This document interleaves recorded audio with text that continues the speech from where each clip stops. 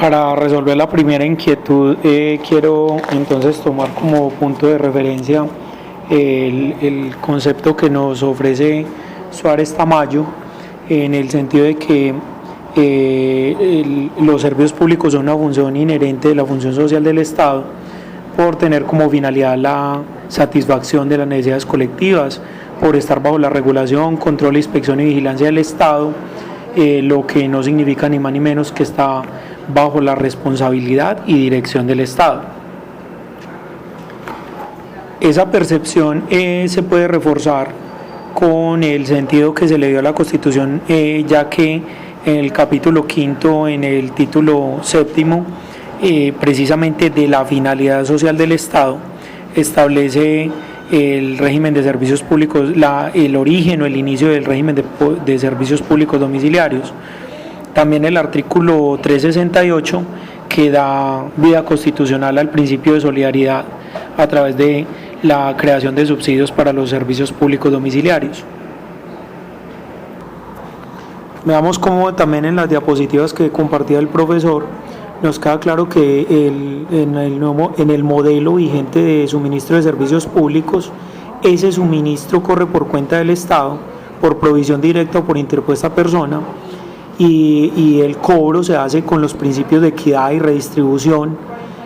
también con el principio de la solidaridad, que establece la diferencia o tratamiento especial a los usuarios con menos ventajas. Por lo tanto, ahí hay un factor social muy importante en la prestación del servicio. Finalmente, para reforzar esa visión de los servicios públicos como un fin esencial del Estado, tenemos lo que nos propone Samuel Jaramillo en su análisis de la historia de los servicios públicos, cuando nos dice que es un derecho esencial por el cual debe velar el Estado, debe prestarlo de manera eficiente y a todos los habitantes del territorio nacional. Entonces estamos hablando de un fin esencial del Estado de nuevo en esa concepción. Es importante revisar con respecto ya a la segunda pregunta de por qué, cuáles fueron los cambios introducidos por medio de la Constitución Política de 1991 en referencia a la prestación de los servicios públicos en Colombia. Recordar que en esa Constitución el constituyente primario optó por pasar de un modelo de fuerte inversión pública que limitaba la expansión y el desarrollo del servicio a uno de modernización y de mayor competencia, como podemos haberlo leído pues en el documento de reformas económicas en Colombia, y en especial esta de los servicios públicos.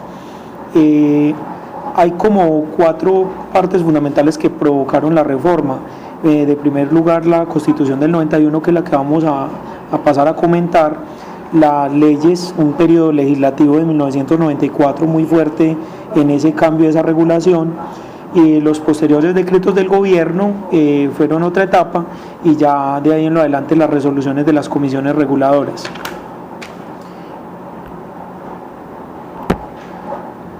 Recordemos que cuando se realizó la Asamblea Nacional Constituyente del 91, en la Comisión Quinta se dedicó a los aspectos económicos, sociales y ecológicos del país. En las ponencias, el constituyente primario por lo general defendía la incorporación de los derechos de segunda y tercera generación, lo cual quedó pues reflejado en la Constitución que tenemos hoy en día. Esos derechos de segunda y tercera generación son los denominados derechos sociales y económicos, donde se destaca el acceso a los servicios públicos. Es muy importante pues ese aspecto para entender el marco como histórico en el que se desarrolló la situación. Recordemos que la Constitución entonces, en el título 12 del régimen económico y de Hacienda, determina que el Estado debe asegurar la prestación de los servicios públicos a todos los habitantes. Establece que podrán ser prestados por comunidades organizadas o por particulares. Sin embargo, el Estado mantendrá la regulación, el control, la inspección y la vigilancia de la prestación de esos servicios. Se dejó atrás la noción de servicio público, que lo asimilaba a una proyección de la función pública,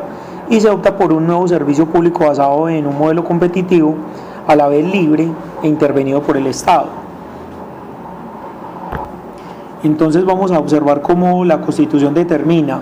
que la prestación la va a realizar el Estado o particulares. La regulación, control y vigilancia la va a realizar el Estado, eso está en el artículo 365. Y el presidente a través de la Superintendencia de Servicios Públicos, pues que la establece en el 370. También es muy importante destacar que la delegación de la prestación del servicio se lleva a cada municipio. Entonces, en ese sentido, el tema de la descentralización es muy importante, y el apoyo y coordinación de los departamentos, que es otra función descentralizadora, a través del artículo 367. Amador Cabra nos ofrece pues un panorama muy claro de todas estas reformas que se introdujeron en la Constitución, y entonces hay otra muy interesante que tiene que ver con la libertad de competencia. Hay 3 elementos. La Constitución establece que hay libertad de concurrencia de públicos y privados a prestar el servicio, impedir la obstrucción de la libertad económica como función esencial del Estado, es decir, pues impedir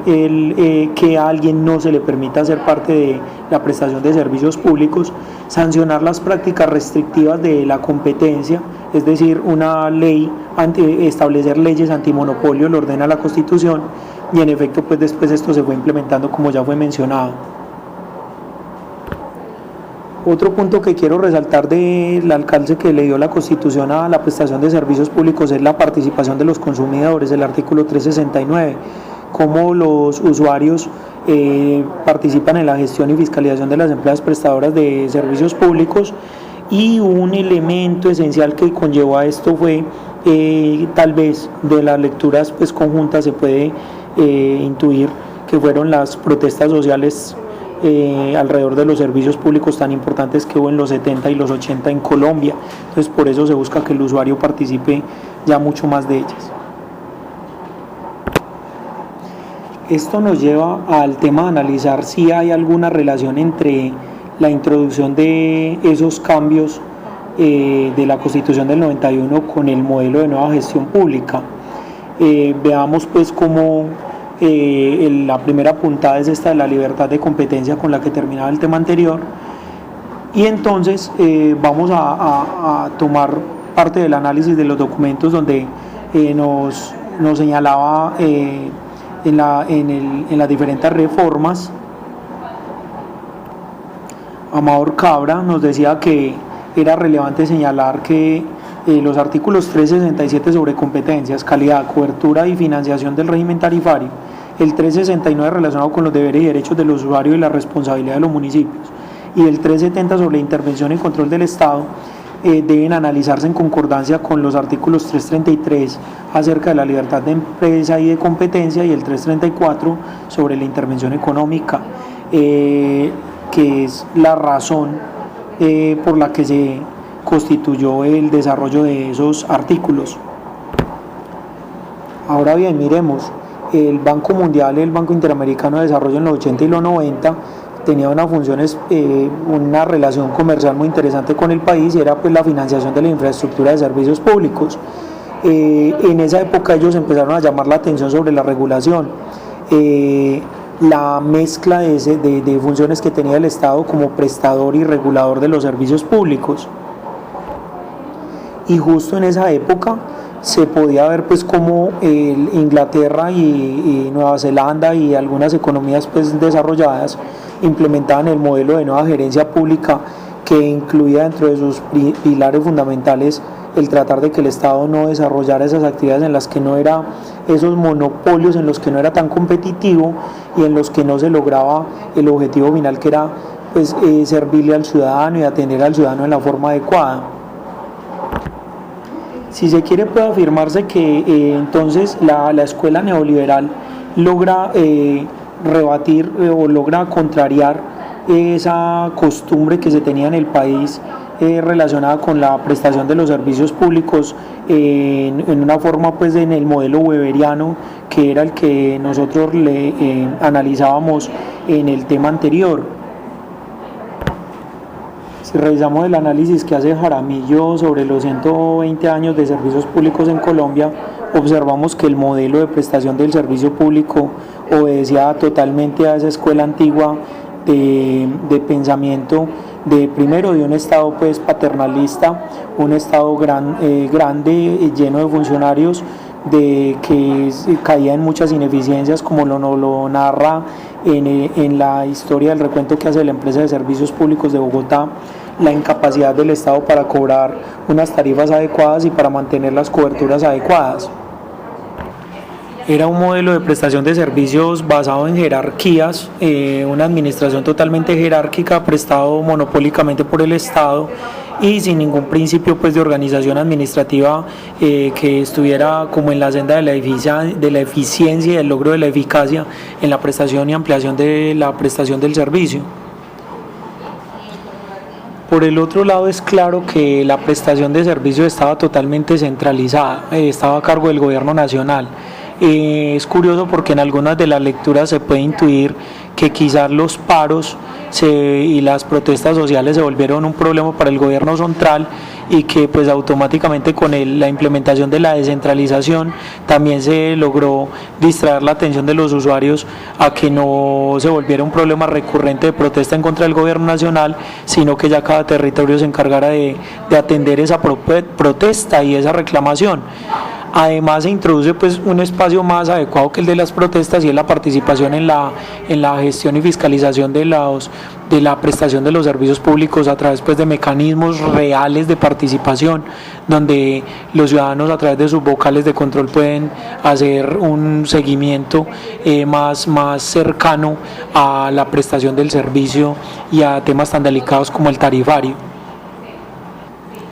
En ese sentido de la descentralización, entonces quiero también traer a colación el principio de gobernanza, pues donde se busca la concurrencia del sector privado, de agentes pues que si bien tienen un interés económico de obtención de utilidades en la prestación del servicio, también son capaces de garantizar una utilidad social a través de la ampliación de coberturas y de unos precios justos que de todas maneras seguirán siendo regulados por el Estado.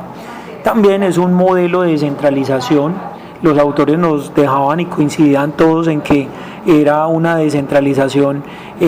hacia el sector privado, donde el gobierno dejaba de realizar una función en la que era muy ineficiente y se la delegaba al particular. Sin embargo, es muy importante resaltar en este aspecto que la Constitución no cerró la brecha para que el sector privado, el sector público siguiera prestando el servicio, sino que se abre la puerta para que lo preste el privado, pero en una competencia sana con el público, pero el público puede seguir de igual manera prestando el servicio a través de unas empresas mejor estructuradas. Vemos entonces cómo el modelo de nueva gerencia pública y todos los principios fundamentales de estructura y de objetivos propios del sector privado se adapta plenamente a las empresas sociales prestadoras de servicios públicos, pero que siguen siendo oficiales. Entonces el modelo más adecuado para este tipo de organizaciones es el de gerencia pública, el de la nueva gerencia pública. De hecho, también el régimen laboral, el régimen contractual de esas empresas es un régimen que no está atado a todos los problemas e inconvenientes que tiene el sector público tradicional para la atención, para la compra, para los suministros y para la solución de los problemas que van surgiendo en la prestación del servicio. Observemos también que la reforma fue muy específica en tratar de separar y de eludir el problema fundamental que venía con los establecimientos públicos, ya que los establecimientos públicos, si bien son una rama de las entidades descentralizadas, no logra zafarse totalmente de todas las trabas y de impedimentos que tiene en la prestación de servicios derivadas de esa naturaleza de provenir de una entidad pública. Las ESP no tienen esa cantidad de problemas y tienen un régimen de servicios públicos que les permite eludir o no tener esas barreras que sí tienen los establecimientos públicos relacionadas sobre todo en materia presupuestal y en materia de contratación.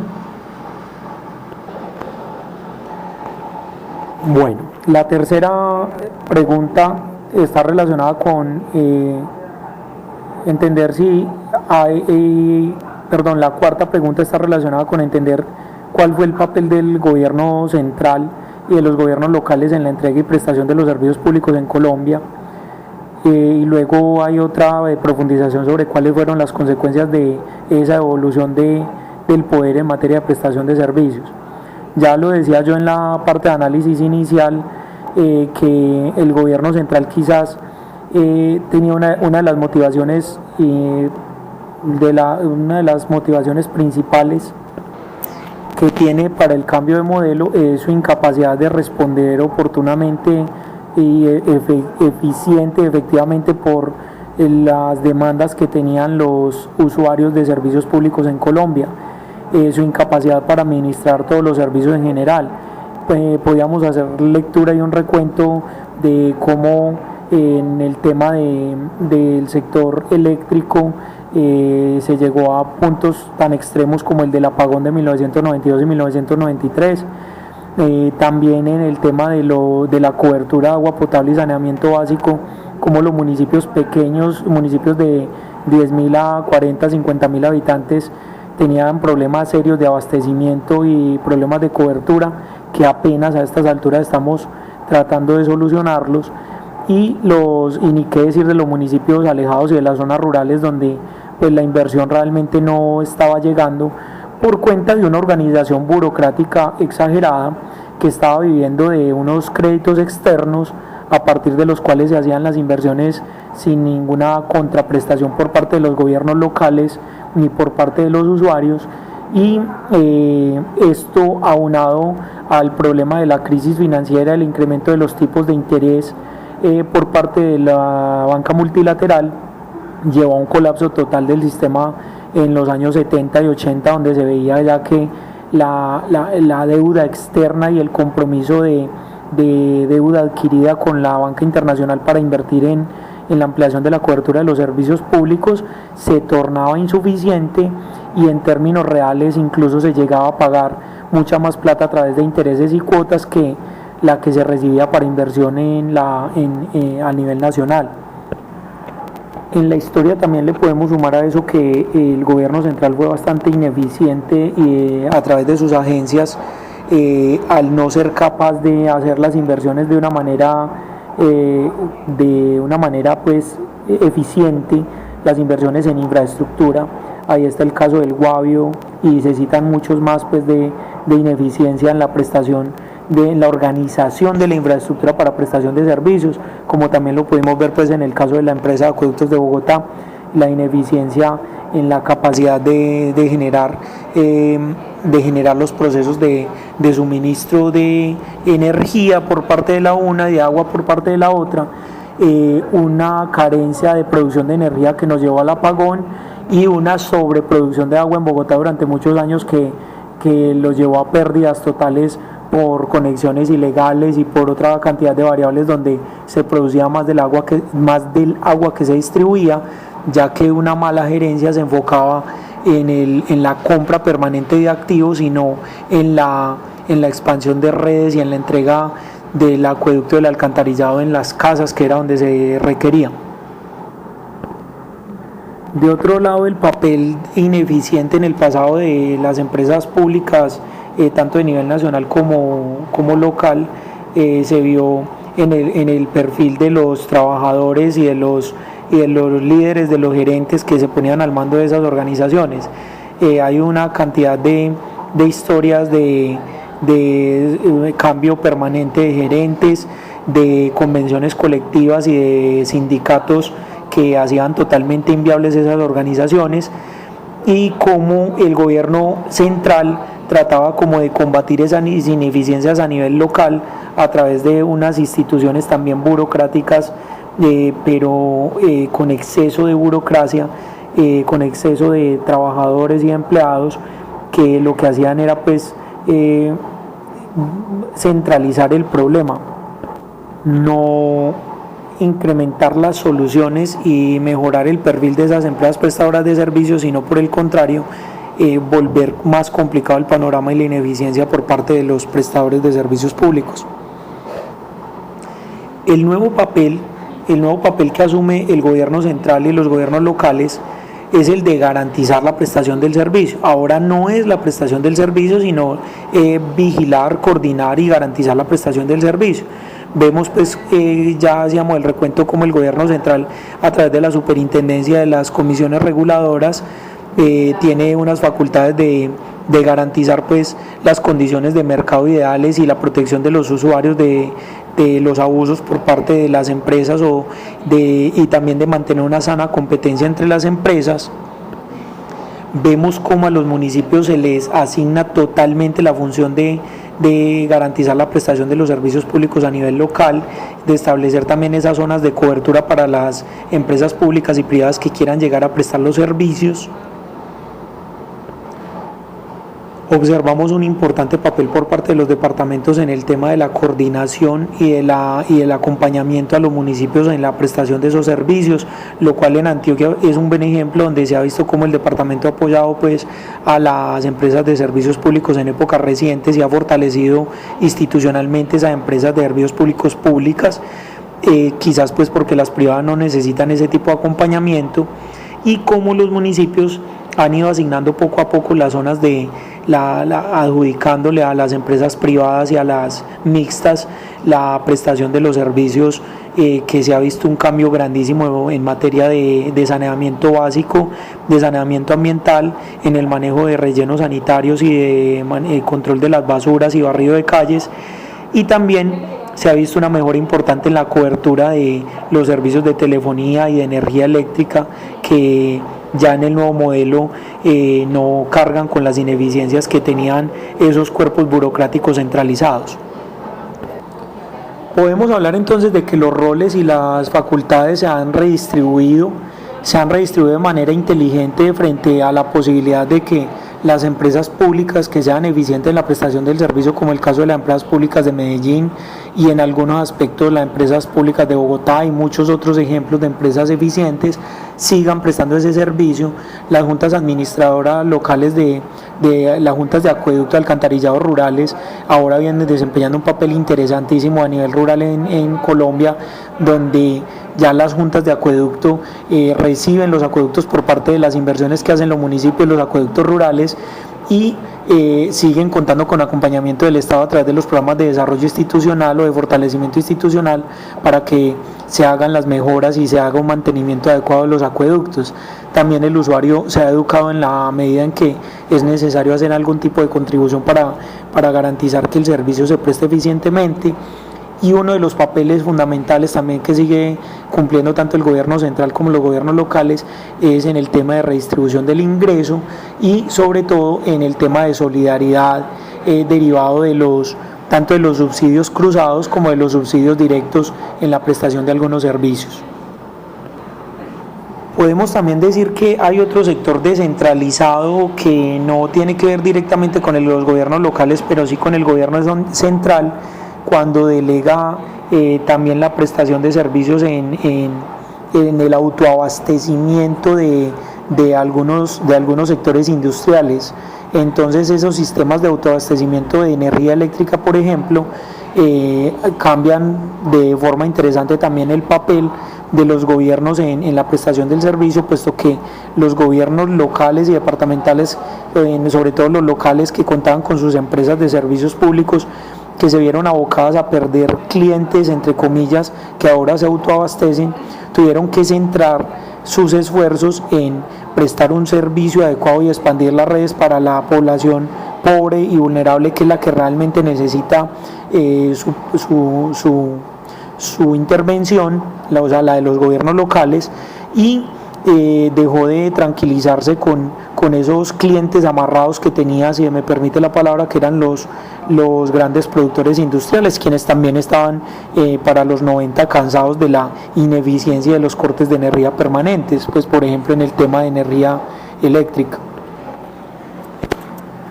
Entonces, la consecuencia real de la devolución del poder en materia de prestación de servicios públicos a los territorios está en que pues, es evidente que se redujeron las protestas. También es evidente que existe un modelo de redistribución del ingreso a través del esquema de subsidios. También es evidente el cambio en la cobertura de la prestación de los servicios y el cambio más importante también tiene que ver con la participación de los usuarios en el control y prestación de los servicios públicos. Por otra parte, el Estado central, el gobierno central asume un rol muy importante en materia de antimonopolio y de obstrucción de la libertad económica y también de garantizar la libre concurrencia, donde es un papel más adecuado en ese nuevo esquema de gerencia pública que el de prestación de servicios que tanto daño pues venía haciéndole al país y que lo tenía en un rezago tan alto. No se han alcanzado los niveles óptimos de prestación de servicios, sobre todo en las subregiones. En las ciudades digamos que ha mejorado mucho el aspecto, pero también hay un tema demográfico difícil de tratar, que por ejemplo Bogotá no lo ha podido solucionar, y que sigue teniendo un conflicto grandísimo y una puja entre la prestación de servicio público y privado, donde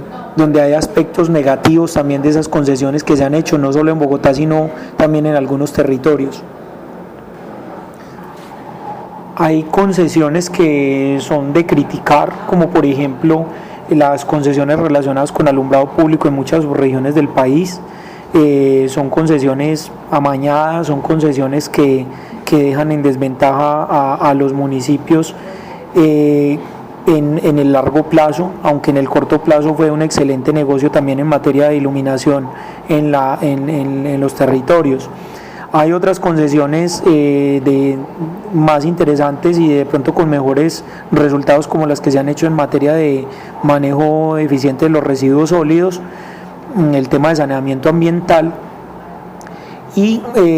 definitivamente sigue persistiendo en algunos municipios la idea de las empresas locales de prestadoras de servicio. Incluso en un anacronismo increíble, algunos municipios siguen operando acueductos y alcantarizados de una manera pues igual a la de ese modelo de los 80 y de los 70 que tanto se critica en los diferentes documentos que tuvimos oportunidad de leer. Esas son reflexiones pues adicionales sobre qué ha ocurrido a raíz de esa evolución del poder en materia de servicios públicos. Quiero cerrar entonces con algo positivo, y es que el usuario de servicios públicos en Colombia hoy tiene la oportunidad de tener unos servicios públicos eficientes a la mano, tiene la posibilidad de participar en el control de los servicios, de esa prestación de servicios públicos, y que, digámoslo así, se prestan de una manera más democrática y transparente y sobre todo eficiente.